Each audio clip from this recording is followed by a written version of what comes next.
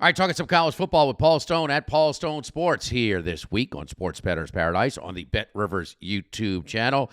Eventful Saturday, Paul. I mean, some tough beats or some great wins or whatever. They had a little bit of everything, and a lot of those home dogs, boy, they were right there to win. Baylor could have won. Tulane, if Pratt a late scratch, they were still competitive with the backup quarterback. Texas Tech a heartbreaker at home. Cal could have won at home against all. A lot of these home dogs were near misses in this week of college football. Yeah, it's been college football. You get some strange beats, some bad beats, and I think we kind of are predisposed, I think, as bettors to kind of accept the gifts and kind of feel like those are our due, and then really play up the bad beats. But I had Texas Tech plus 7 over Oregon. Feel like it was the right side, so to speak. But things happen. That's a tough one to swallow. But you gotta chalk it up and mark it as an L and move on to the next week and go from there. Oh, it was the right side. That no question about that. But a tough one. That was one of your losses last week. Let's get to the games. You got 4 selections this week, Paul, and this is the back end of a home and home, and one that saw Arkansas go to Provo and really just outclass BYU. Now the Arkansas, man, they struggled against a Kent State team that we highlighted in the MAC preview. They are decimated, and we saw that giving up nearly 700 yards in the opener to Central Florida. So Arkansas, we talked about the concern before the season as well, missing both of their coordinators. And KJ Jefferson does not look as comfortable without Kendall Browse. BYU's catching 9.5 in Fayetteville here. Yeah, sometimes as handicappers, rather than betting on a team, so to speak, we bet against a team. And that's what I'm doing here with the BYU Cougars in their first season as the Big 12 in this non-conference matchup. Coming into this season, looking at Arkansas offensively, you mentioned KJ Jefferson, certainly a weapon on offense, and then the running back Rocket Sanders, a guy who gained more than 1,400 yards rushing last year. So they had 2 really nice players at the skill positions. Something that wasn't really spoken about all that much in the offseason, though, they had to replace 3 starting offensive linemen. 2 of those guys were essentially 4-year starters. Their receivers room, they only had, their top returning receiver, I should say, only had 109 receiving yards last year. So they didn't, other than those 2 guys, they really didn't have a whole lot of proven experience on offense.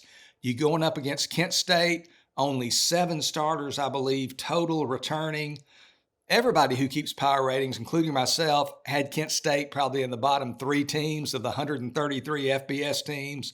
So not really a very strong team, to put it mildly. You said almost 700 yards by UCF. I think they had 723. We might check the box again, but 723 yards and 56 points is what I showed in that game allowed by Kent State. So now they go to Fayetteville this past weekend after being, rolled over by UCF in that manner. Arkansas has to play without Rocket Sanders against Kent State. Sam Pittman, the Razorbacks head coach, said yesterday Sanders will be out again this week against BYU there in Fayetteville. So, I don't see much offense. You look at this game again last week, 28-6 victory over Kent State, whereas UCF gained 723 yards against Kent. Arkansas only gained 308 yards, only averaged 4.8 yards per play. And of their 28 points, 7 of those were scored defensively. They scored on an interception return, 9.5. They opened with Western Carolina, and then last week against Kent State, they're stepping up in class a little bit against BYU. 9.5 seems like a heavy burden for this offensively challenged Arkansas team to bear this weekend. They might win, but I don't think they're going to win by more than a touchdown. So I like BYU plus 9.5 over Arkansas. All right, Intla, 700, 730. That's like when you get pulled over doing 95 or 100. I mean, really, officer? Was I going a little bit over? So it's both really, really bad.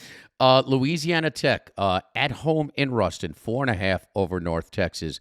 We talked about North Texas in this head scratcher before as far as Seth Luttrell going to 6 out of 7 bowl games. 6 bowl games in 7 years, and they run him out.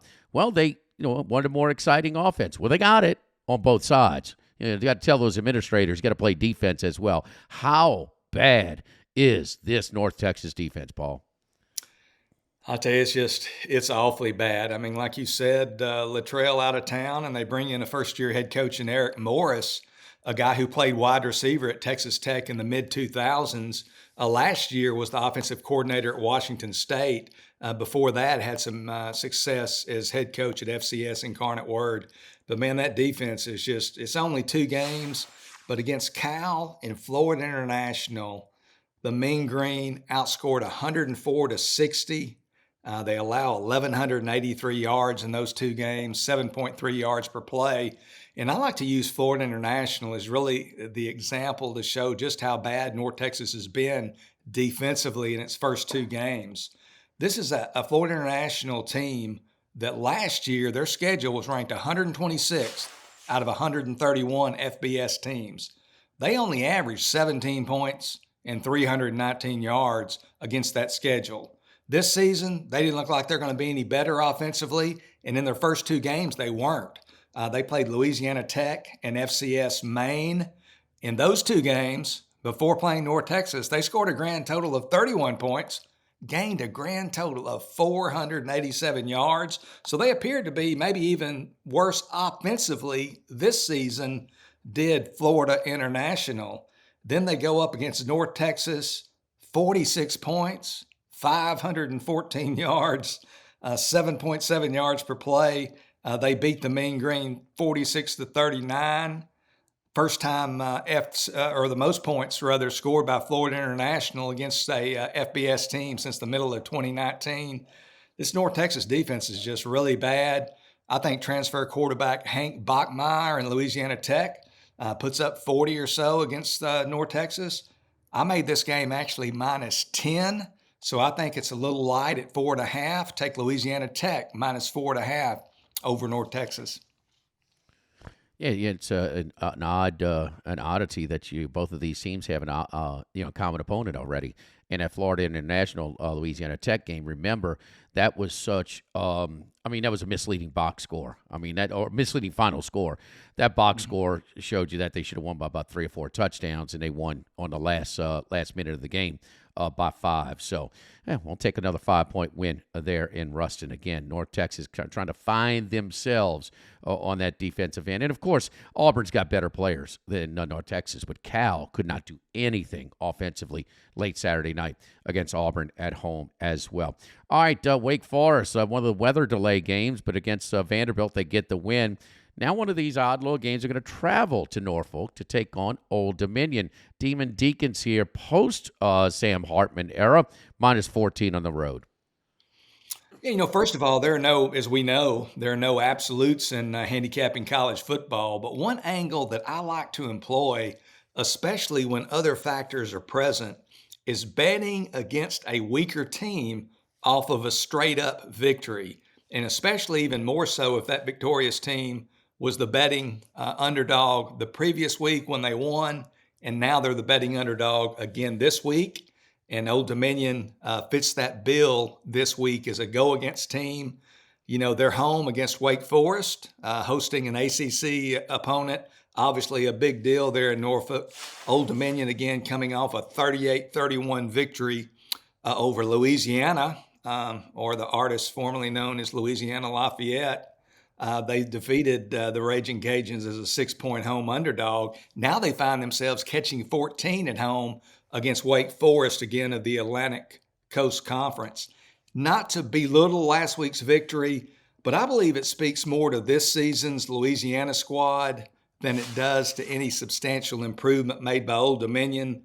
The Monarchs, you talked about Kent returning very little experience. Old Dominion in the same boat. They returned virtually no one, a total of 7 starters off last season's 3-win team. I like to utilize a couple of experience charts in my preseason preparation. One ranked Old Dominion as the 125th most experienced team, the other the 130th most experienced team. So they don't have a whole lot of players back. Lower level teams, again, they seem to struggle with prosperity when they win a game. Last year, Old Dominion won 3 games again. The ensuing game, they failed to cover in all 3. I think this Wake Forest offense, Mitch Griffith's now getting his 3rd start of this season. I think they're going to rack up some points against the Monarchs, take Wake Forest, lay 14 in Norfolk. All right, Demon Deacons, minus the points on the road. The gift that keeps on giving. That's right, the Cyhawk under. Went under again. You know, they say when you have a return touchdown, it probably puts the total over. Had one of those, a pick 6 for Iowa, and it still went under. So here come the Cyclones again.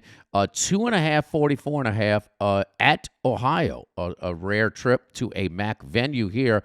Rourke came back against Florida Atlantic, and they pulled out the victory on the road down in Boca.